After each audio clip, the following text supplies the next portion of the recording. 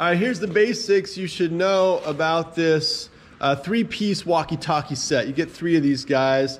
They're multi-channel. They've got a NOAA weather button, so you can search for weather stations if you use it for weather alerts. I almost exclusively use this just as a communicator.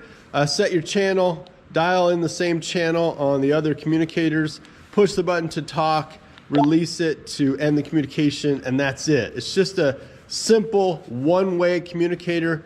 If you haven't used one of these before, it's not like a cell phone. When you push that button, only you communicate, then you release it, and you're listening for a response.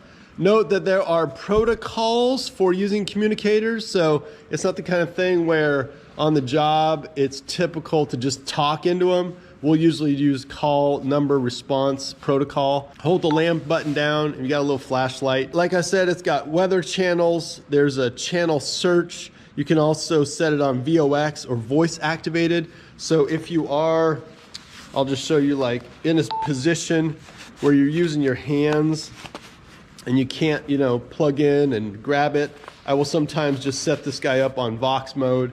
If you speak, it is speech sensitive. If you speak, it picks up your sound, sends it to the other communicator, etc.